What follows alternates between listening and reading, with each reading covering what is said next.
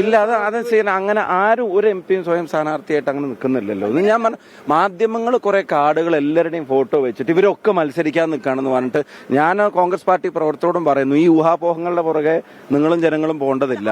മാധ്യമങ്ങൾ, ഞാൻ പറഞ്ഞല്ലോ, ഞാനിപ്പം മത്സരിച്ച് ജയിച്ച് നിൽക്കുകയാണ്. ഇപ്പൊ അതിന്റെ ഉത്തരവാദിത്തങ്ങൾ നിറവേറ്റട്ടെ. പാർലമെന്റിലാണല്ലോ ഇപ്പൊ മത്സരിച്ചിട്ടുള്ളത്. ഇപ്പൊ അതിന്റെ ഉത്തരവാദിത്തങ്ങൾ നിറവേറ്റട്ടെ. പിന്നെ ഈ വോട്ടർ പട്ടികയിൽ സ്ഥാനാർത്ഥി പട്ടികയിൽ നമുക്ക് ഏകദേശം ആദ്യഘട്ടത്തിൽ എത്ര പേരുകൾ പ്രതീക്ഷിക്കാന്നാണ്? അല്ല, അതൊക്കെ സെൻട്രൽ ഇലക്ഷൻ കമ്മിറ്റിയല്ലേ, നിയമസഭയിൽ മത്സരിക്കുന്നില്ല. Party high command. ഞാനിപ്പോ പാർലമെന്റിലെ മെമ്പർ ആണല്ലോ.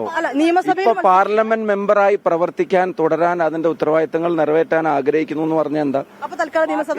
അതെല്ലാം തന്നെ പാർട്ടി അങ്ങനെ ഇതുവരെ പറഞ്ഞിട്ടില്ല.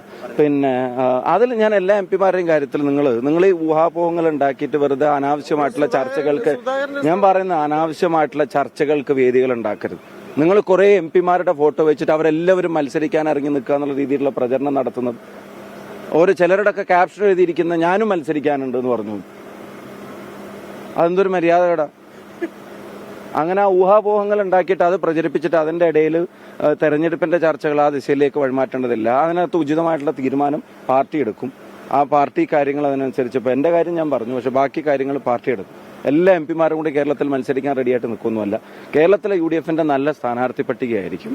അനിവാര്യമായ മാറ്റം കേരളത്തിൽ ഉണ്ടായിരിക്കും. അതിന് ജനങ്ങൾ തയ്യാറായിട്ട് നിൽക്കുകയാണ്. ഇവരെ മാറ്റാൻ ജനങ്ങൾ തയ്യാറാണ്. ജനങ്ങളുണ്ട് അവരെ മാറ്റാൻ. അതെല്ലാവർക്കും അറിയാം. അതങ്ങനെ ഓരോരുത്തരും, ഇപ്പൊ ഞാൻ തന്നെ, അത് പാർട്ടിയല്ലേ പറയേണ്ടത്. ഓരോരുത്തരും അവനവന്റെ കാര്യം പറയാൻ പറ്റും. ഞാനും മത്സരിക്കാനുണ്ട് എന്ന് പറഞ്ഞിട്ട് എന്റെ പേരും ഫോട്ടോ വെച്ചിട്ട് ഒരു ക്യാപ്ഷൻ കണ്ടതുകൊണ്ട് ഞാൻ പറഞ്ഞതാ.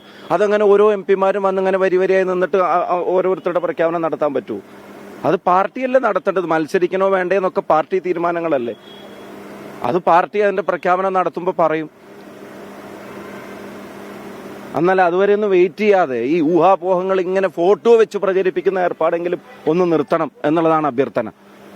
ലോകത്തെവിടെയായാലും ഏത് സമയത്തും 24 വാർത്തകളും ഓഗ്മെന്റഡ് റിയാലിറ്റി പാക്കേജുകളും എക്സ്പ്ലെയിനറുകളും വിശദമായി കാണാൻ ഞങ്ങളുടെ യൂട്യൂബ് ചാനൽ നിങ്ങൾക്ക് സബ്സ്ക്രൈബ് ചെയ്യാം.